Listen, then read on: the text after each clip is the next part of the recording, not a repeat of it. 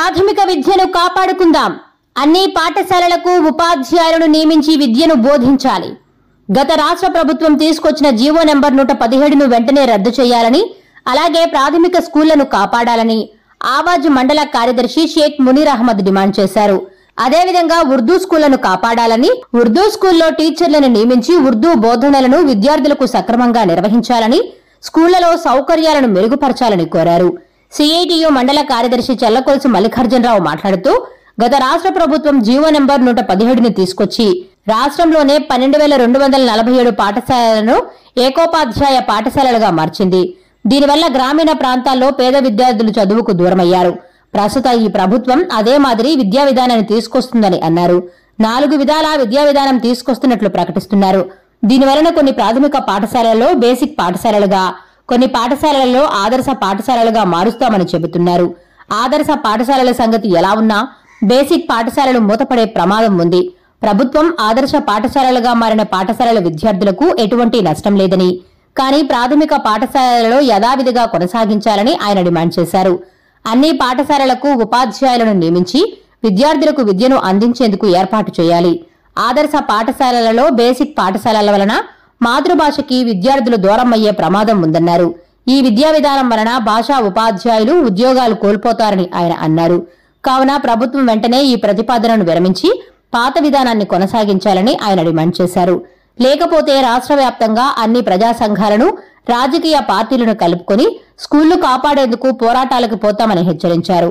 ఈ కార్యక్రమంలో ఆవాజ్ జిల్లా ఉపాధ్యక్షులు షేక్ జానీ భాషా, మండల కార్యదర్శి షేక్ మునీర్ అహ్మద్, నాయకులు షబ్బీర్, మహబూబ్ బాషా, డివైఎఫ్ఐ నాయకులు కొమ్మి శ్రీనివాసులు, సిఐటిఏ నాయకులు చల్లకొలుసు మల్లికార్జునరావు కార్యకర్తలు పాల్గొన్నారు.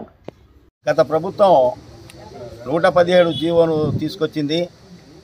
ఆ జీవో తెచ్చిన దానివల్ల అనేక పేద విద్యార్థులకి చాలా ఇబ్బందికరమైనటువంటి జీవో అనేది. దాన్ని గత ప్రభుత్వం అమలు చేయమని చెప్పారు. ఇప్పుడు దాన్ని అమలు చేసేదానికోసం ఒక కార్యాచరణ రూపొందించి ఈ ఉన్నటువంటి ఉర్దూ స్కూల్ని డివైడ్ చేసి వేరే ప్రాంతాల్లో పెట్టాలంటున్నారు. దీన్ని మేము ఆవాజు రాష్ట్ర కమిటీ కానీ, మండల కమిటీ కానీ, జిల్లా కమిటీ కానీ దీన్ని కలెక్టర్ దృష్టి కూడా తీసుకుపోయాము. మండలాల వైడ్లో కూడా తీసుకుపోతున్నాము. భవిష్యత్తులో మళ్ళా రౌండ్ టేబుల్ సమావేశం నిర్వహించి ఏ విధంగా ముందుకు సాగాలనే దాని మీద కూడా రేపు చలో విజయవాడ కార్యక్రమం కూడా ఉంటుంది. ఈ భాగంలోనే ఈరోజు బుచ్చిడిపాలెం మండల కేంద్రంలో ఈ నిరసన కార్యక్రమాన్ని చేపట్టాం.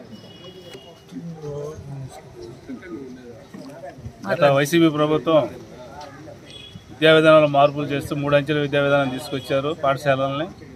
దానివల్ల చాలా మంది పిల్లలు చదువుకు దూరం అయిపోయి డ్రాప్ అవుట్స్ పెరిగారు. ఉపాధ్యాయులు ఉద్యోగాలు కూడా చాలా వరకు కోల్పోయారు. దాని మీద పెద్ద ఎత్తున ఆందోళనలు కూడా జరిగాయి. ఎన్నికల ముందు ఈ కూటమి ప్రభుత్వం 117 జీవోను రద్దు చేసి మేము పాత విధానాన్ని కొనసాగిస్తామని చెప్పారు. కానీ మరలా వీళ్ళు వచ్చిన తర్వాత మరలా వీళ్ళు దాని జీవోని 117 రద్దు చేస్తామని చెప్పి మళ్ళీ 4 అంచెల విధానాన్ని తీసుకొని వచ్చారు. దీనివల్ల ఏమవుతుందంటే పాత వాళ్ళు పెట్టిన వ్యవహారం జరగద్ది. కొన్ని స్కూళ్ళని మూసేసే పరిస్థితి ఉంది, కొన్ని స్కూళ్ళని కలిపే పరిస్థితి ఉంది. దీనివల్ల పేద కాలనీలో ఉండే పిల్లలు విద్యకు దూరమయ్యే ప్రమాదం ఉంది. ప్రభుత్వం ఆదర్శ పాఠశాలను తీసుకొచ్చి విద్యావిధానం కొత్త ఒరవలు దొక్కిస్తామని చెప్పారు. మాకు అభ్యంతరం ఏం లేదు. దానివల్ల వాళ్ళని ఆదర్శ పాఠశాలలు పెట్టుకోమనండి, ఏమైనా పెట్టుకోమని.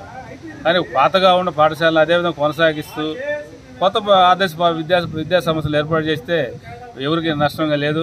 మరిన్ని ఉద్యోగాలు పెరిగి నిరుద్యోగ సమస్య తీరే అవకాశం కూడా ఉంది. అందువల్ల ఏంటంటే ప్రభుత్వం వెంటనే ఈ విద్యా విధానంలో పాఠశాల మూసే కార్యక్రమాన్ని నిలుపుదీయాలని మేము డిమాండ్ చేస్తూ, దానికి సంబంధించి ఈరోజు రాష్ట్ర వ్యాప్తంగా అన్ని మండల కేంద్రాల్లో తహసీల్దార్లకి వినతి పత్రాలు అందజేస్తున్నాం. కానీ ఇంతటితో విరమించుకోకుంటే ఈ ఉద్యమాన్ని ప్రజా సంఘాలను కలుపుకొని తీవ్రతం చేస్తామని ఈ సందర్భంగా తెలియజేస్తాం.